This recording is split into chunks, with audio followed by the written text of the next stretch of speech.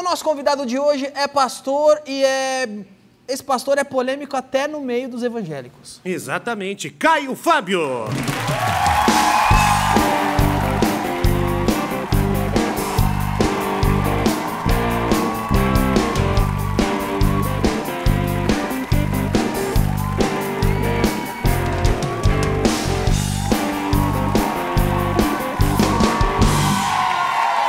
Caio Fábio, muito obrigado por ter vindo. Bem-vindo ao De Noite. Obrigado. Entre os líderes evangélicos no Brasil, você é um dos mais populares e mais conhecidos até hoje, não é? Mas a sua principal atuação hoje é na internet. É, porque até 1998, fiquei 33 anos rodando o Brasil, indo presencialmente aos lugares. Mas eu tinha um objetivo. Eu achava que a comunidade evangélica era alienada como era imbecilizada como era marionetada como era massa de manobra como era abjeta como era, porque faltava instrução, faltava ensino. Aí eu fiquei 30 e tantos anos ensinando, dos luteranos aos neopentecostais, de um extremo ao outro. Criamos uma organização que era a Associação Evangélica Brasileira para ver se dava parâmetros de saúde mental para o pessoal. Mas, na realidade, eu descobri que ninguém quer isso. Isso desmonta o circo, a estrutura, a exploração. Instrução ajuda o povo a andar com as próprias pernas. Instrução liberta. Instrução tira as dependências desses gurus tiranos sobre a cabeça das pessoas. Isso eles não querem. Bom, durante 30 anos eles não tinham o que dizer a meu respeito. Não podiam me pegar por nada para me relativizar. Até que eu me divorciei. Quando eu me divorciei em 1998, era tudo que essa corja queria. Eles não podiam me acusar de corrupção, de roubo, de exploração, de ênfase em dinheiro, e nada disso. Mas pegaram nesse santo do pauoco. O Caio se divorciou, logo ele não tem mais nada a nos dizer. Aí tentaram fazer disso um mastodonte. É tão grave assim se divorciar para os evangélicos? Não, o meu caso. Divórcio era eu advoguei a causa do divórcio em 1978, quando o senador Nelson Carneiro a propôs. Ninguém no meio evangélico advogava e no meio católico ninguém também. Eu era uma voz solitária. E eu dizia, olha, a lei do divórcio não obriga ninguém a se divorciar, só resolve o problema dos angustiados e separados e que não tem como legalizar a situação. Uma vez que foi legalizada, centenas de pastores se divorciaram. E eu ajudei todos eles, os que eram genuinamente infelizes, a encontrarem seus caminhos. E suas esposas também. Quando chegou na minha vez, virou assim, problema do príncipe Charles com a Diana, virou um espetáculo dantesco. E você acha que isso acontece porque o que você mais quer, pelo que eu entendi, é levar instrução ao povo evangélico, e isso não é interessante para os líderes evangélicos. Mexia, solapava o poder dessa liderança toda. Macedo me abomina, esse povo todo me abomina. Eu passei a vida inteira tirando as estruturas de poder que eles usam para manipular o povo. Eles esperavam apenas essa oportunidade. Um dos adjetivos que você usou no início aí foi abjeto, quando se referiu à massa de manobra evangélica. Qual é a coisa mais abjeta que ela tem para você? Para mim? Foi a capacidade que esse pessoal teve de, literalmente, deixá-los brainless. Tiraram o cérebro desse pessoal. Olha, eu lido todo dia, eu estou no ar, de 10 da manhã a 1 da tarde ao vivo numa web TV que a gente tem, milhares de pessoas afluem para lá. As perguntas que eu recebo são todas perguntas descerebradas. As pessoas perderam o cérebro, elas querem saber se... Os evangélicos são burros, é o que você está falando. Ficaram. Qualquer um fica sob aquele rolo compressor. Qualquer um fica. Eu fiz uma pequena pesquisa sobre você, vi que você já passou por lá, você sabe exatamente o poder que aquilo ali tem de fazer mentes tornarem-se amebas. O rolo compressor qual é? O rolo compressor é o medo.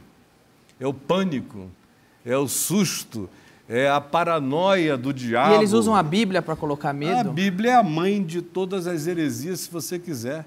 Eu, sem a referência do Evangelho em mim, faço da Bíblia a miséria que você quiser. Construa a partir da Bíblia deuses variados, antideuses, o que você quiser, porque você pegando um texto como a Bíblia, que não teve um autor só, mas dezenas deles, e que foi escrito em 1500 anos, em períodos diferentes, sem conexão, se você quiser criar uma sistemática, pegar e pensar coisas daqui e dali, você monta o diabo, se você quiser. O que deve ser interpretado de forma literal na Bíblia, o que não deve ser interpretado de forma literal na Bíblia? Olha, e o que interpretam de forma literal, consciente, que não deveria ser interpretado de forma liberal? Tem muita coisa que é para interpretar de modo literal, só que caducou. A Bíblia diz sobre a Bíblia que parte dela caducou. Uma parte da Bíblia caducou, por exemplo? Por exemplo, o livro de Hebreus, escrito no Novo Testamento, diz que toda a lei de Moisés caducou. A mensagem do apóstolo Paulo fala da caducidade, da caduquice, da senilidade das leis passadas, diante da revelação de consciência nova que chegou em Jesus e que relativizou todos os manuais e receitinhas primitivos de sentencinhas tolas no tempo que a consciência humana estava reduzida a fragmentos de percepção. Em Cristo, em Jesus, a vida ganha a percepção que eu tenho hoje, que todo mundo tem aqui. Ele trouxe para a nossa mente uma atualização de olhar que não vai envelhecer nunca mais. Tem uma parte da Bíblia pontual que foi caducada, essa, do Novo Testamento, essa não vale mais, por exemplo? A lei de Moisés, por exemplo, o Novo Testamento diz que as leis de Moisés têm uma vigência para o transgressor. Ele é que precisa dela, mas o homem que anda segundo o amor não tem que pensar na lei, a lei morreu em Cristo. O Novo Testamento praticamente está inteiro dizendo que o Velho Testamento caducou. Isso. Mas e no Novo Testamento para o cristão? Tem alguma parte que caducou do Novo Testamento? Tem. Qual, por exemplo? Por exemplo, Paulo. Paulo faz questão de ensinar para a gente princípios imutáveis. Sob esses princípios imutáveis, ele faz aplicativos circunstanciais para o tempo dele, que são relativos àquele tempo, mas que devem ser vencidos para se chegar ao princípio absoluto. Exemplo, ele diz que em Cristo não há homem nem mulher, não há sexismos, em Cristo não há escravo nem liberto, em Cristo não há senhores e nem entes minimizados. Esse é o ideal em Cristo. Todavia, nos dias dele, ele tinha que lidar com uma sociedade onde havia homem, mulher, escravo, liberto. Então, o que ele faz? Ele tenta fazer o senhor de escravo se tornar mais humano, tenta fazer o escravo aproveitar a oportunidade da libertação. Enquanto você não pode, tente ser feliz com o que você tem, mas no dia que você puder escapar dessa, pule fora, porque o seu chamado não é esse. A mesma coisa com tudo. Foi para a liberdade que Cristo nos libertou. As igrejas ensinam escravidão. Ok. Uma coisa que a igreja ensina muito também, e é só mudar de canal que deve estar acontecendo isso agora em outro canal, possessão demoníaca. Ah, meu Deus, eles vivem disso. Sem possessão. Acontece possessão quando a pessoa está... Vou pegar você. Aquelas tá ali, é. Aquelas ali eu tiro com tapa na bunda. Levanta, vamos acabar a palhaçada como eu já acabei. Aquilo ali é sugestão. É psiquismo demoníaco aprendido pela cultura neopentecostal e instilado nas pessoas. Aquilo ali, na maioria das vezes, é forjamento. Tem até os possessos contratados para puxarem a fila dos impressionados. Agora, possessão demoníaca existe. Não naqueles ambientes de massa já preparados para aquele show. Existem situações concretas nas vidas das pessoas, agonizantes em casa, que não são visitadas. Essas não interessam, porque o verdadeiro oprimido espiritualmente não tem nem como ir a um templo. Os que vão ao templo não estão oprimidos.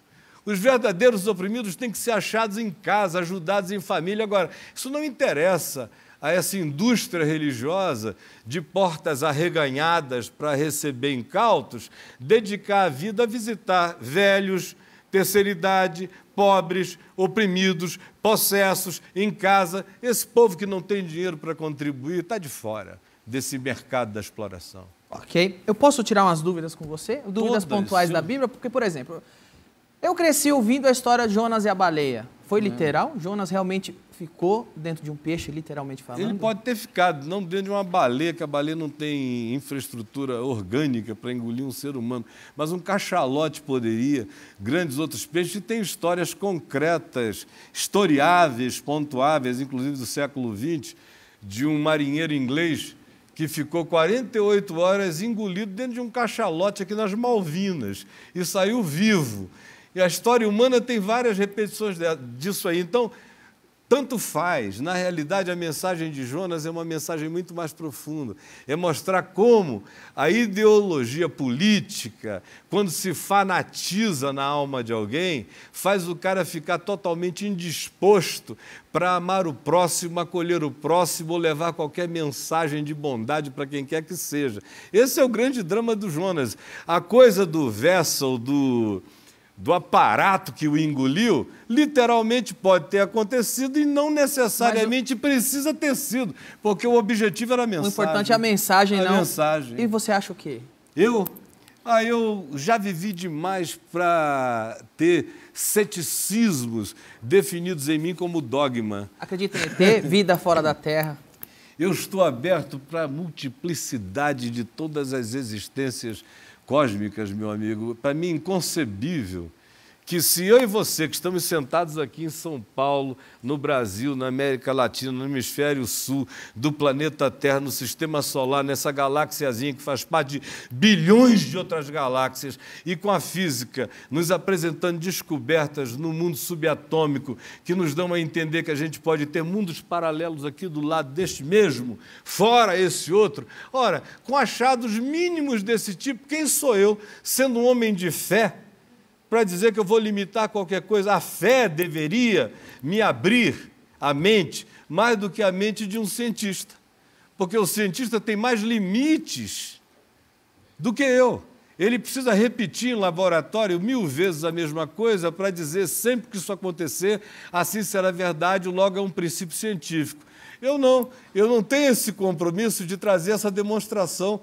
Eu estou muito mais aberto em fé para lidar com a multiplicidade das possibilidades e fazendo as minhas sínteses, de modo que eu creio, não nos estereótipos, nos cinza, colhão grande, isso e aquilo. Minha casa, telefone. Os Spielbergianas, essas coisas. Para mim tem esses mitos urbanos.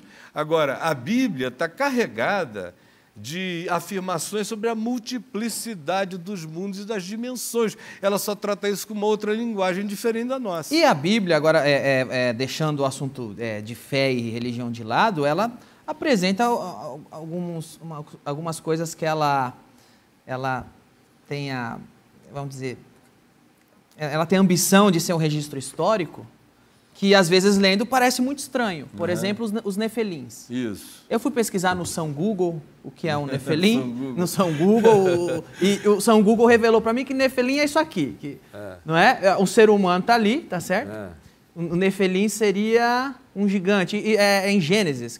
Gênesis capítulo 6. Quando vai falar do dilúvio e tal. Os filhos de Deus, os Benai Elohim, de lá no hebraico, possuíram as filhas dos homens, as que mais belas que eles achavam, e geraram nelas filhos que vieram a ser chamados de nefilims, ou seja, que são a descendência dos que caíram.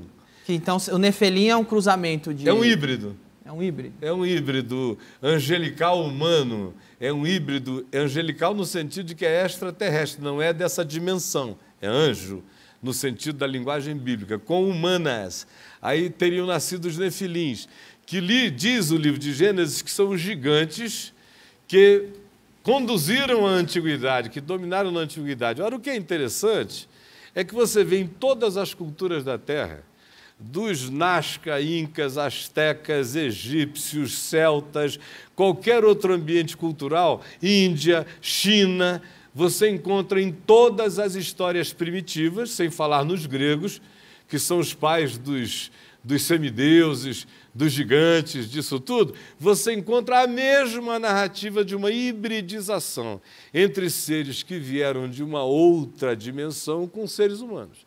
Isso aí está espalhado na literatura universal e também na narrativa de Gênesis 3. Agora, eu calculei ali um ser Mas humano... não são assim como esses caras aí. Isso tudo Ali é um estudo de escala. O ser humano normal seria aquele, de 1,80 m, né? Tem o ser humano de 1,80 m. Trouxeram aí, o Minotauro está com inveja desse mais velho aqui, desse maior aqui. Ó. Seria um estudo em escala ali. O ser humano teria médio 1,80 m, o Nefelim teria 11 metros. Não, esse é um exagero. É um exagero? Absoluto. Quanto mais? A Bíblia dá referências de tamanho de homens grandes. Por exemplo, diz que Og, rei de Bazã, que ficou vivo depois do dilúvio, que tem narrativas históricas, teve gente que sobreviveu ao dilúvio, desse tipo, dos nefilins. Mas porque o que o dilúvio foi feito... Tem dia que o dilúvio matou todo mundo, para mas liquidar. Não é. Liquidar, inclusive, essa hibridização que deformou a raça humana.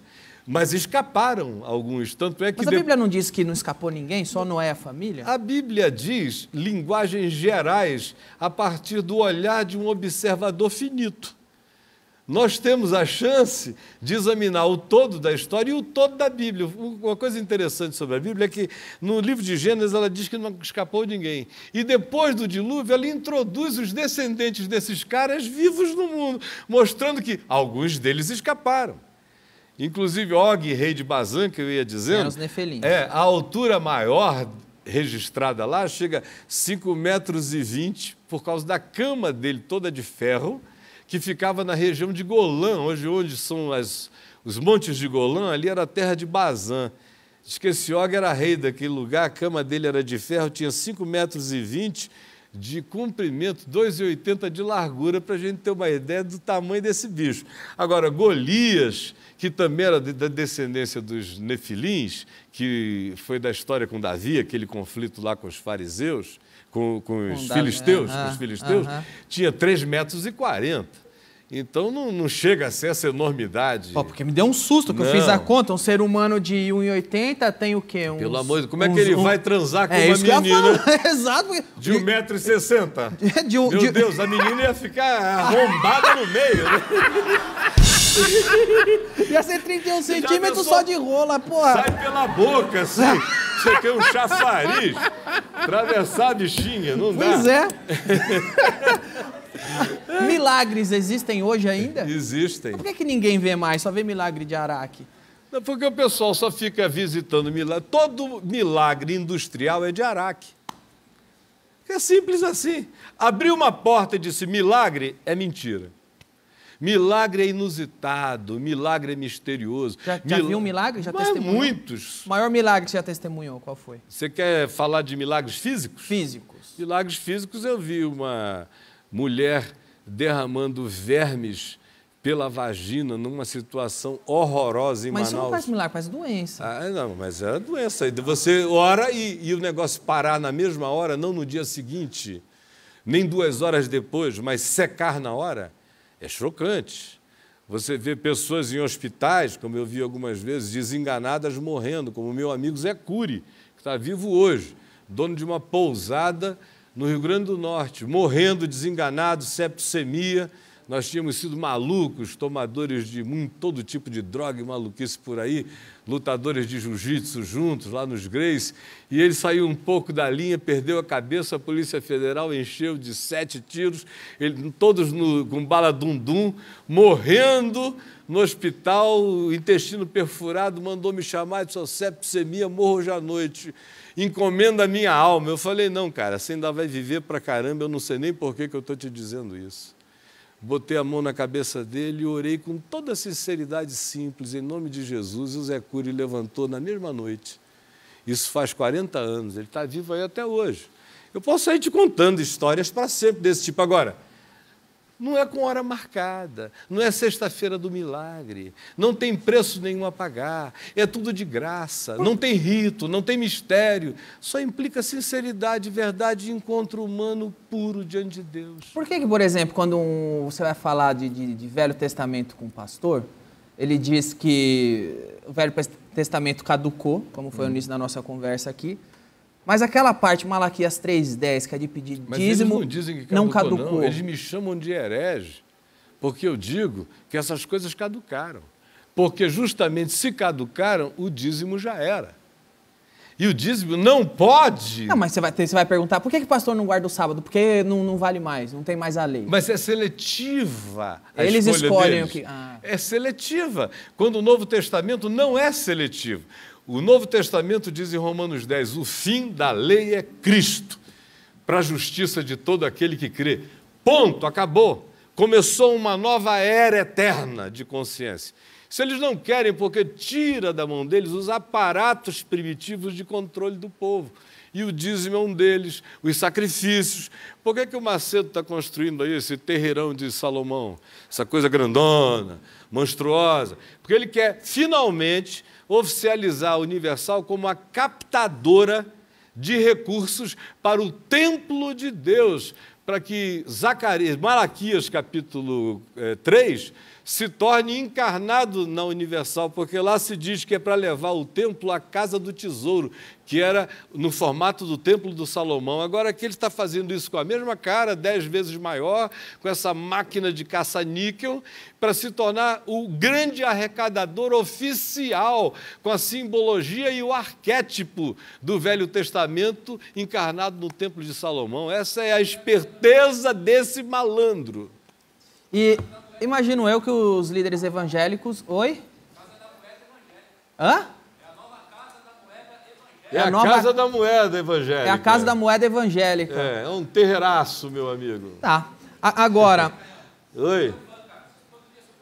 Você assiste todo dia? Que beleza. Papo de graça lá. Tem que botar o Danilo para assistir também, viu? De manhã cedo. Valeu, obrigado, viu, Caião? Oi? Abençoe, cara. Amém, amigão. Agora, eu perdi o raciocínio, deixa eu retomar Você aqui. Você estava falando do dízimo, do controle disso pelo dinheiro. Não, eu ia para outra. Os pastores que diziam que não tinha cessado.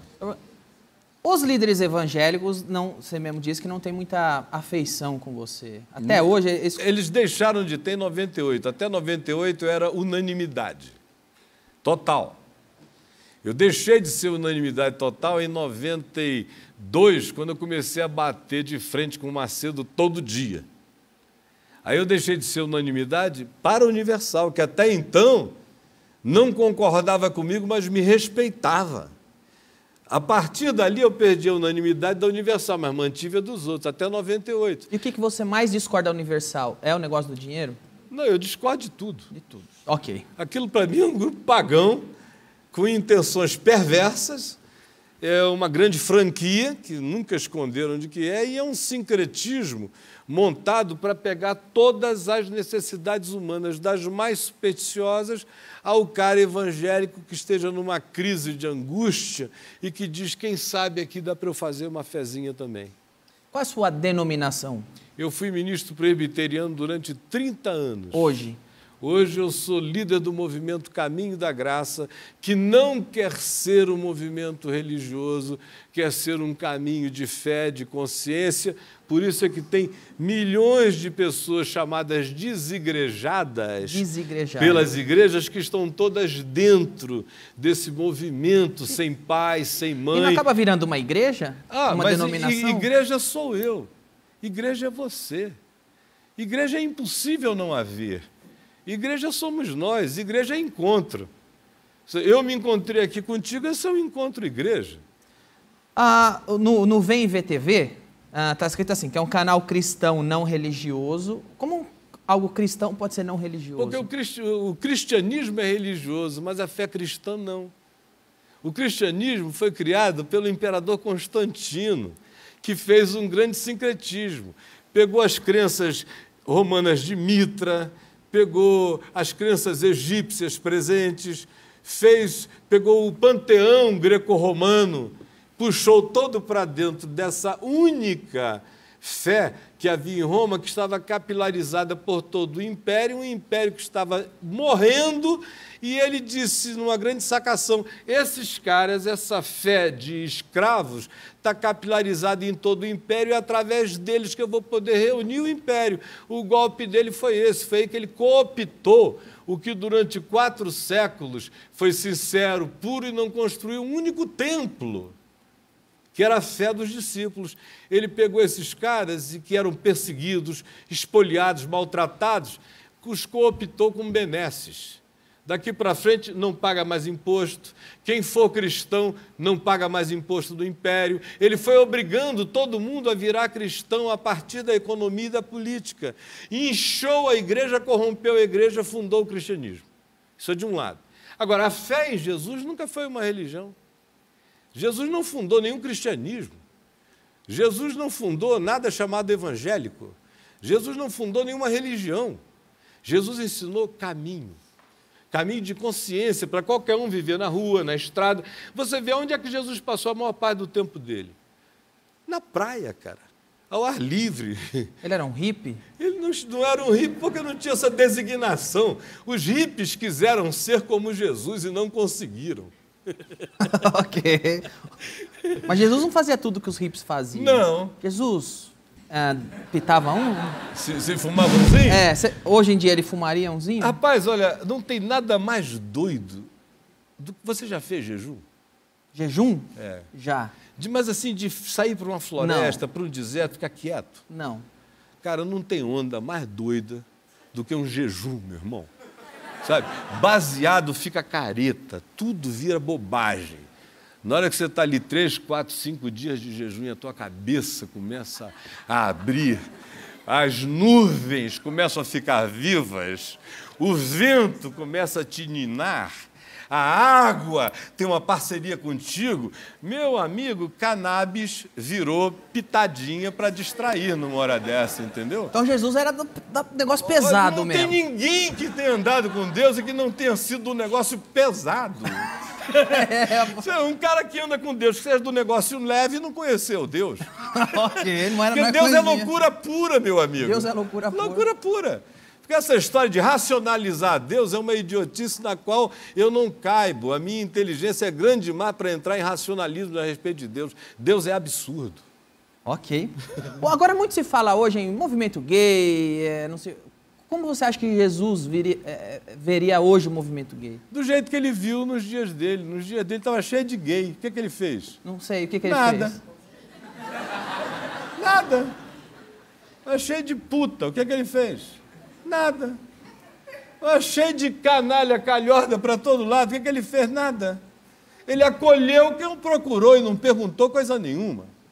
Não estava na pauta de Jesus e nem está.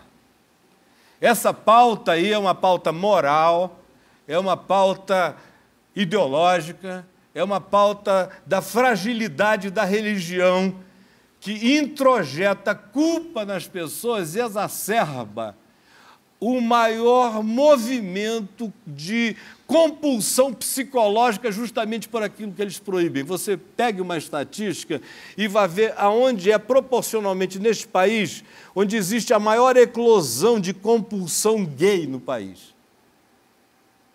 Não é no Corinthians. É no São Paulo. No São Paulo chega perto. São Paulo chega perto. Agora, nada alcança o movimento evangélico. Tem muito viado lá. Claro! É uma viadagem só. É uma viadagem só onde você fica dizendo, cuidado, se virar viado é do diabo. Se tiver um comichão no furingolingo, é Satanás. Tudo é diabo. Meu Deus, você cria meninos dizendo cuidado com o diabo. E até o teu sexo natural, a tua heterossexualidade é do diabo. Tudo é do diabo. A homossexualidade, então, é o diabo. Bater uma também. Uma bronha tá danado. Tá danado. É tudo culpa, tudo pecado. Conclusão, uma sociedade que só introjeta pecado vai produzir só tarados. É simples como qualquer análise psicológica te diria. Não tem jeito dos evangélicos melhorarem enquanto eles piorarem o mundo para todos. Não tem jeito. Eles vão ser sempre os piores do mundo que eles pioram para os outros. Ok. Eu quero aproveitar agora as meninas que saem comigo. Eu sou assim porque eu sou crente, tá? Não é culpa minha, por favor. Eu faço o melhor que eu posso. Eu faço o melhor que eu posso. Foi um condicionamento religioso que deixou assim um pouco descontrolado, mas ele está se segurando, né, Danilo? Às vezes me seguro tanto que nem funciona, mas não é culpa minha. Quanto mais ele se segura, pior fica. Exato. Agora, Eu vim aqui para te deixar em paz. Amém. Mas é o seguinte, mas ele tá fazendo jejum, então tá muito louco, porque ele não pega a mulher. Ele tá fazendo jejum, né? Já seguiu o conselho do Macedo, que pediu um jejum aí de 45 dias. Jejum de Globo, você não viu isso, não? Pode até dar sorte pro Brasil. Não vai assistir, pediu para todo mundo não ver a Globo, mas assistir a novela Vitória da Record. E mais uns filminhos lá sobre Jesus. Vocês vejam como Deus é útil, né? Agora, Deus é utilíssimo. Falando em jejum, Diguinho, vamos tentar um negocinho assim aí? Hã? Quem sabe? Tá bom. Tá bom? Você é evangélico, presbiteriano desde menininho. Isso. Você experimentou sexo antes do casamento? Ah, com 5 anos de idade. Eu tive uma babá do meu irmão que tinha 15 e resolveu me pegar. Não, você tá brincando. Aí me viciou. Nunca mais parei. Até hoje. Você tá falando sério? Com 5 anos? 5 anos. Você tinha noção que você estava fazendo com uma babá? Eu fui tendo. Você sabe que esse nome... Primeiro você é eu um não cara tinha de muita noção. sorte. Primeiro eu só tinha alegrias. Isso é uma coisa gostosinha. Ficava ali, ela via aquela moça grande, eu pequeno, ela foi. Depois de 1 ano eu dizia, tomara que papai e mamãe vão para o cinema de novo. Porque era só quando eles iam ao cinema à noite. Eles iam 3 vezes por semana. Eu ficava torcendo para irem todo dia. E faziam tudo? Você transava na vagina e tudo? Eu não precisava fazer nada, eu só sentava e ela realizava. Quando acabou com 7 anos, que meu pai descobriu e mandou-a embora... Você falou não, eu pai. chorei mais do que a morte de um primogênito. Quantos anos ela tinha? Ela já tinha agora, ela começou com 15, ela tinha 17, eu estava com 7. Mas que puta cara de sorte, velho. Aí, meu amigo, ela plantou um borogodó em mim que não saiu nunca mais. Eu nunca mais consegui olhar para a vida do mesmo modo. As menininhas viraram todas mulheres. Até hoje, às vezes, você fala com todo respeito com a esposa, põe uma roupa de babá. Sabe que eu não fiquei com fetiche? Ah, é? Não. À medida em que os anos foram passando, eu sempre quis pessoas da minha idade. Aliás, até os 24 anos, até os 20 anos, eu só queria pessoas 10 vezes mais velhas do que eu, porque eu me acostumei com a babá, cara. Depois que você se acostuma com uma mulher e você é um menino, fica difícil querer menininha. E depois que você vai ficando homem, sexualmente falando, tanto mais você vai querendo a experiência de mulheres que já rodaram no candelabro. Vividas, tá certo, vividas. O Klein tá com a cara de dúvida, depois eu explico isso que a gente tá conversando, ele não... Depois eu explico pra ele o que é. Você ele é o puta pegador, falando? hein? Do que eles estão falando? Puta pegador. Falou? Ele? Eu? Rapaz, é que ele é virgem. Pega ninguém, É né? mesmo? É virgem. Já foi na minha casa, eu era casado, seu idiota. É, né? Era casado, tá E bom. agora você ainda é? Não, agora não sou mais. Agora você não está mais virgem? Não, nunca. Fiz Desde os 14 anos. Ele é virgem até hoje. São virgindades circunstanciais, né? Você tem o contato da babá pra passar pro Klein ainda? Rapaz, eu sei que ela mora em Belo Horizonte Belo hoje em dia. Horizonte, Klein. Sabe qual foi a última vez que eu encontrei com ela? Eu estava dando autógrafo de um livro meu aí por 96, chamado Confissões de um Pastor, lá em Belo Horizonte. E aquela fila enorme. Aí veio uma senhora com 3 meninas mais altas do que ela atrás. Aí ficou em pé, bem na minha frente na mesa, e falou assim: no dia que eu fui embora, você chorou copiosamente. Quem sou eu? Eu olhei para ela e falei: fulana. Claro que eu não ia esquecer jamais, eu chorei copiosamente. Está ela ali. Se ela não dissesse aquilo, eu não ia reconhecê-la nela, né? Eram décadas depois. Mas quando ela disse isso, voltou na Você hora. comeu ela de novo naquele dia? Não fiz isso contra mim. Pastor, aliás... Depois que eu me converti, isso tudo virou passado. A gente está conversando aqui de tempos acerca dos quais eu não tenho nenhum problema com eles, porque tudo que fez parte da minha vida faz parte da minha saúde hoje. É o seu Velho Testamento? Ela tá no Velho... Não, porque não ficou obsoleto. Ok. Não ficou obsoleto, eu continuo na prática, feliz com a minha esposa. Maravilha. Ela teve até contribuições a dar à minha vida posterior. Que bom. Ó, esse foi Caio Fábio. Aliás, Caio Fábio, hoje você não está em denominação nenhuma, te chamo de pastor, de presbítero. Chama de Caio, cara. Caio. É. Esse foi o Caio, pessoal. Caio. Muito obrigado por ter vindo. Foi um prazer ter Já já tem Murilo, Léo e o Cyberbullying. De noite, um exagero de emoções.